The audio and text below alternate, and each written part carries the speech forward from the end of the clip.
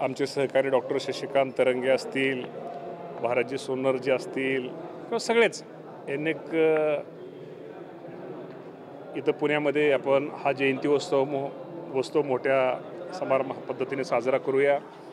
यासाठी राज्यातल्या सर्वांनाच आपण एकत्र जे प्रमुख आहेत राज्यातले यासह आपण पाहता पार वाशिमपासून बीड, सांगली, सातारा, महाराष्ट्रातल्या प्रत्येक जिल्ह्यातनं इथं तुम्हाला आज सगळे इथं धनगर समाजातले प्रमुख कार्यकर्ते आजच्या या जयंती उत्सव कमिटी कार्यक्रमासाठी उपस्थित आहेत। आणि निश्चित त्यातनं एकच असतं की यातनं असं कुठंतरी एकत्र जयंतीच्या निमित्तानं सगळे एकत्र येऊन थोडं विचारविनिमय करून समाजातले प्रश्न, समाजातल्या अडचणी आणि त्यासाठी काय केलं पाहिजे, काय करता येईल आणि राज्याचे उपमुख्यमंत्री अजितदादा पवार साहेबांना पण या निमित्तानं भेटता येईल, बोलता येईल, समाजातले प्रश्न अडचणी त्यांच्यासमोर मांडाव्यात यासाठी आज राज्यातून धनगर समाजाचे सगळेच बांधव इथं प्रमुख कार्यकर्ते आज इथं उपस्थित आहेत।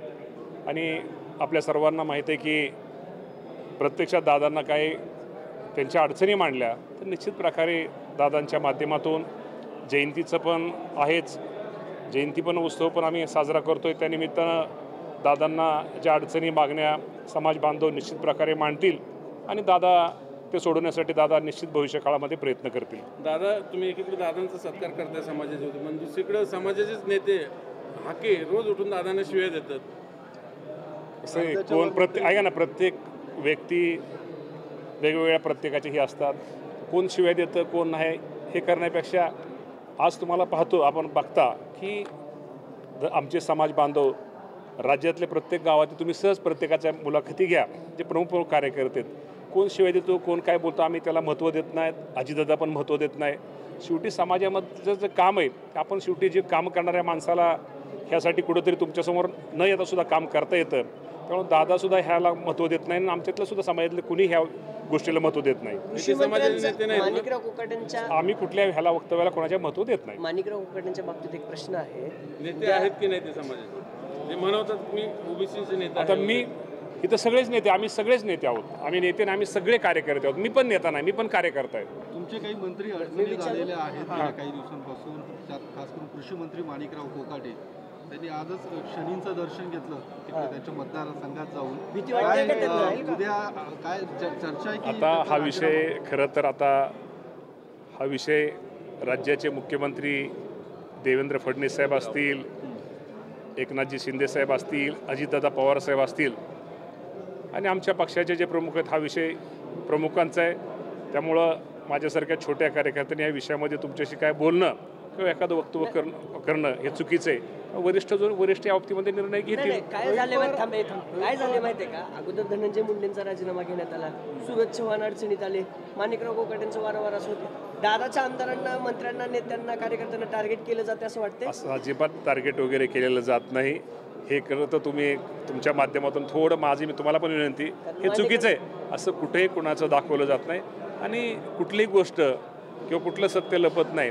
त्यामुळे असं कोणालाही या राज्याचे मुख्यमंत्री सर्वांना घेऊन, हे दोन्ही उपमुख्यमंत्री सर्वांना घेऊन खूप चांगला कारभार या राज्याचा करतायत आणि राज्य अधिक अजून कसं विकास आणि राज्य कसं पुढं जाईल यासाठी त्यांचा प्रयत्न। कालच आपण पाहिलं मुख्यमंत्री राज्याच्या अनेक योजनेसाठी स्वतः परवा दिवशी दिल्लीमध्ये तळ ठोकून 2 दिवस होते आणि निश्चित प्रकारे त्यांच्या माध्यमातून अनेक खूप मोठ्या योजना या राज्याला केंद्र सरकारच्या माध्यमातून मिळतील।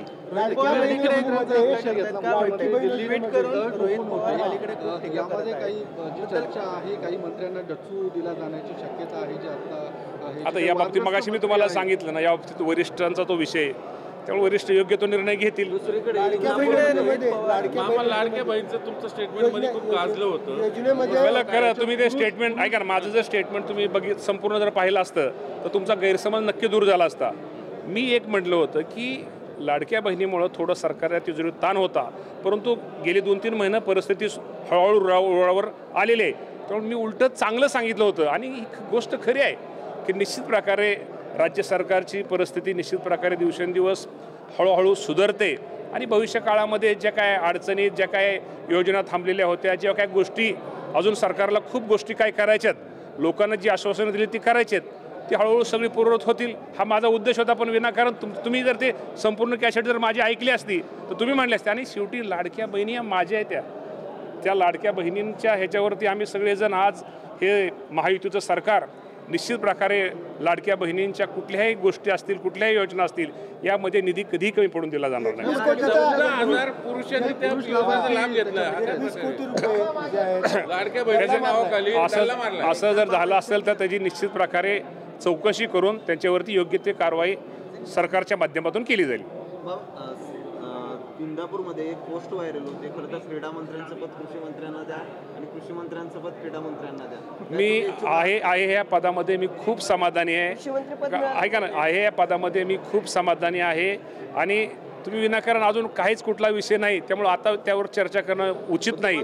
ऐका ना, नाही, मी या पदावरती खूप समाधानी आहे. मकरंद पाटलांचं नाव चर्चेत आहे. मी अजून ते अजून माझं काय म्हणणं, दादा आता मंगळवारी दादाने आपल्याला काल तुम्हाला प्रेसला सांगितलेलं, मंगळवारी बाबतीमध्ये सगळ्यांशी कोकाटे साहेबांना बसून काय त्यांची अडचण आहे ते काय बोलले, त्यांच्याकडून काय ते सगळं त्यांच्याशी चर्चा करून मंगळवारी योग्य तो निर्णय घेईल. अजून कुठला निर्णय झालेला नाही, कुठलं काय झालेलं नाही.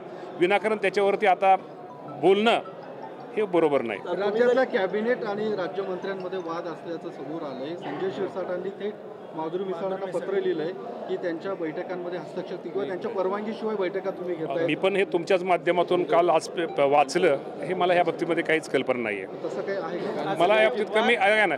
मी नंतर नक्की मंगळवारी गेल्यानंतर माधुरीताईंना त्या बाबतीमध्ये त्यांची माधुरीताईंना विचारेल. मामा, तुम्ही कितीतरी म्हणत नसला तरी राष्ट्रवादीचे दादा देशातले आमदार असतील किंवा मंत्री असतील वारंवार या सगळ्या गोष्टीमध्ये अडकतात, तर त्याच्यावर टीका होते. कुणी अडकत नाही. आमचे नेते तटकरे साहेब, दादा असतील, पटेल साहेब, ही आमची वरची नेते मंडळीची टीम खंबीर आहे.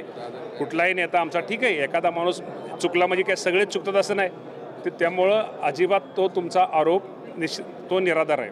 मंत्र्यांचे फोन नॉट रिचेबल असतात, त्याच्या फोन टॅपिंगची भीतीमुळे रोहित पवार माझा फोन तर चालू असतो. रोहित पवारांना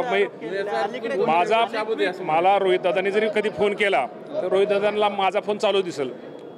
पण अनेक ट्विट अलीकडे रोहित दादा करतात ते सातत्याने तुमचेच आमदार होते, तुमचेच मंत्री राज्याचे नेते झाले दादा ते. त्यांनीच ट्विट केला होता. काय वाटतं? रोहित दादांबद्दल मी काही जास्त बोलू शकत नाही. ठीक आहे.